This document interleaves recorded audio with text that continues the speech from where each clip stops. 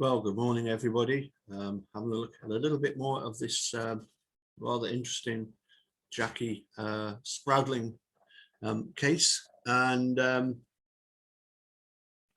let's do a bit of screen sharing, shall we? Let's do that. Let's click on share sound, and let's go first of all.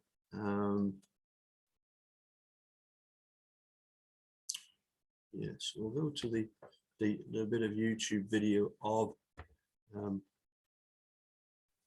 this prosecutor Jackie Spradling, which I've got lined up ready to go.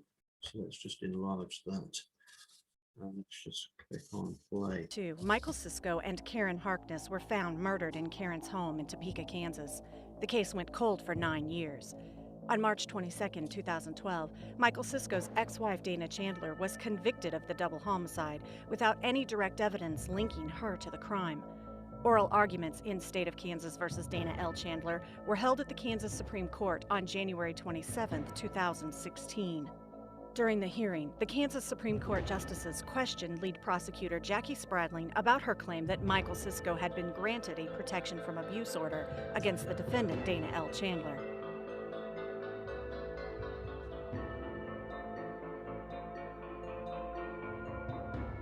You'll agree that there was no protection from abuse order. I'll agree that there was no protection from abuse order. Even though you said there was. Yes, sir. Number one, you said something that wasn't true, that there was a protection from abuse order. Number two, you said that that means that the judge agreed that the defendant was a danger, because that'd be the foundation for entering an order for protection from abuse. And number three, you said that the defendant ignored the order. Yes, sir. And none of that's true. It is true. How is it true if there was no protection from abuse order? Yes, but there were two orders in this case, Your Honor. Okay, well, what do I need to look at? There was a protective order in October of 1998. That is different from the protective order that was originally given in 1997. Mike Sisko requested a protective order and a case manager. And the district court didn't give that protective order that was requested in 1998. I can tell you, if I'm limited to the record on appeal, I cannot point to it. You entered into evidence the entire divorce file, and there's no order in it. There is no order in it. You're exactly right. There's no 19. So you can't say that there was an order entered because there's nowhere in evidence that an order was entered.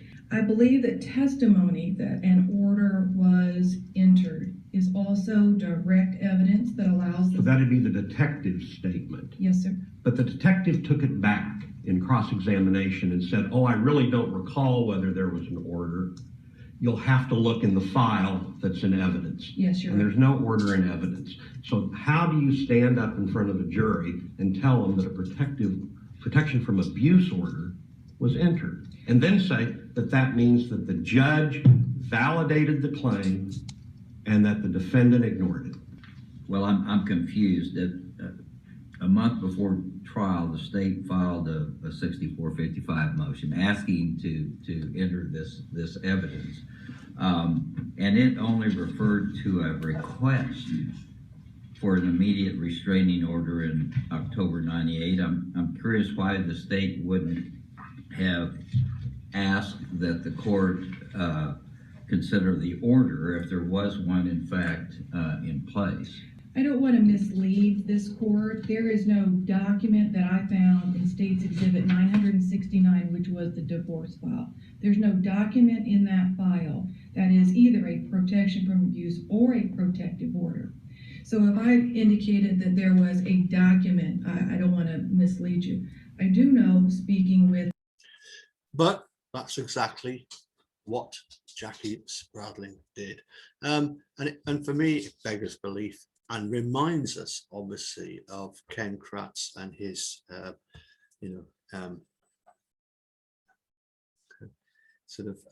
when Bobby got up to give his testimony.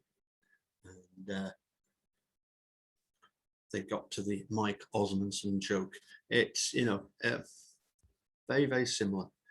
Putting stuff out there for the jury to put in their minds, you know, and this woman blatantly lies to a jury about this order being in place. She knew exactly what she was doing, and yet she's coming up before she's been called out on it, and she's been told, oh, I didn't want to I don't want to mislead.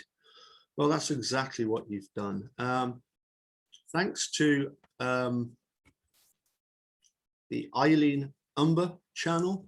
There's something else I wanted to show you, which I'll need to stop and reshare, and that is to show you where I got this from. If you're not already a member of the Blind Injustice, that's Mark Gods's group, well worth having a look at. There indeed is the link that was shared by a keen A, Umber Senior. So one would assume that with an unusual name like that, there is some connection. But anyway, the main thing we wanted to look at, of course, was the actual article, the latest article to do with this this appalling prosecutor. Let's just pop that up again, and let's, yeah, there we go. Sharing screens all the time. Here is the latest article.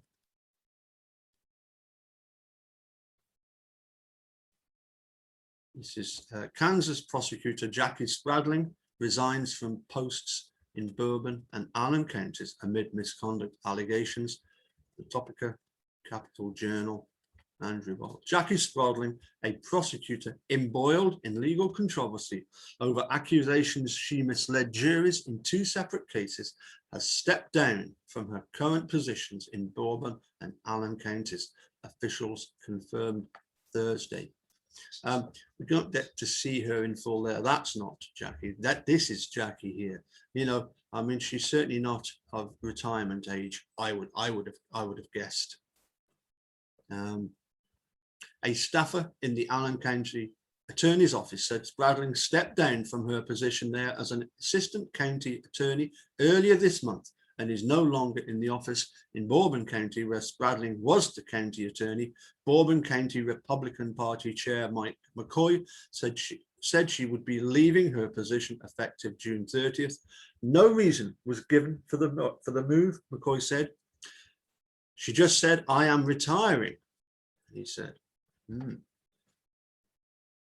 Okay. The news comes 2 weeks after a 3-member panel of attorneys recommended the Kansas Supreme Court disbar Spradling for her win-at-all-costs mentality during the 2 cases at issue: the 2012 conviction of Dana Chandler in Shawnee County for a 2002 double homicide, and the 2016 case of Jacob Uren, a Jackson County man who was convicted of rape and sodomy against 2 women. Spradling is accused of falsely leading a jury to believe Chandler had violated a protection order allegedly obtained by her ex-husband, who was killed along with his fiancée. No abuse order, which was a crucial part of Spradling's case of circumstantial evidence against Chandler, was ever found to have existed. Similar accusations have been levied in the Ewing case, where Spradling is alleged to have misled the jury by making comments unsupported by evidence during closing arguments, among other errors. Making comments during closing arguments that were wrong, false, knowingly false. Yeah, like Ken Kratz, Stephen Avery's bloody handprint, A23, is on the back of the RAV4. A complaint was filed in 2016 over Spradling's behavior. The Kansas Supreme Court overturned Chandler's conviction in 2018 and ordered a retrial, which is ongoing. The Kansas Court of Appeals tossed out Ewing's conviction that same year. He has since accepted a plea deal in the case. As I say, one suspects that's an Alford plea. Spradling admitted during a hearing in December that she erred in her handling of the cases, although her legal team has maintained the mistakes didn't rise to the level of misconduct and her law license should not be suspended.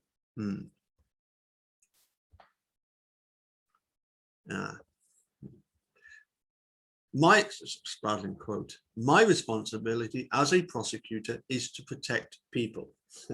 She means to protect the state. Testified during her testimony from her attorney, and I failed in these cases. Finally, some sort of admission. Private citizens have urged the Bourbon County commissioners to remove Spradlin from her post. Meeting minutes show, with one resident, Michael Brame, advocating a vote of no confidence during a hearing last week. McCoy said a convention would be convened of local Grand Old Party officials to replace Spradlin. There was no timetable for that move as of yet. Wendy Ewing, the mother of Jacob Ewing, said the two counties would be better off without Spradlin. "This is just a victory for us, I believe," Wendy Ewing said. "You can't be dishonest in our judicial system to get a win." An attorney for Spradlin didn't immediately return a request for comment. So there we go. Again, there's bizarre similarities, isn't it? You know, when they finally get caught out, Ken Kratz had to resign, albeit different reasons. Spradlin has had to resign, move on. Anyway, so yeah, a bit of good news for the prosecution system. You don't need the Ken Kratzes and the Jackie Spradlins and the Jim Hardings of this world. We just don't need them. Thank you very much. They are corrupt. Win at all cost. Reminds me also another case that the dude was very keen on was the Scott Davis case, and there was an attorney in that reopened the case, and the dude would often go on about the name Kim Howard comes to mind, but I might be wrong on that one. You know, often referring to her as she'd only just floated the conviction over the bar. You know, that's not justice. Anyway, we'll catch you all again soon. Take care. Bye for now.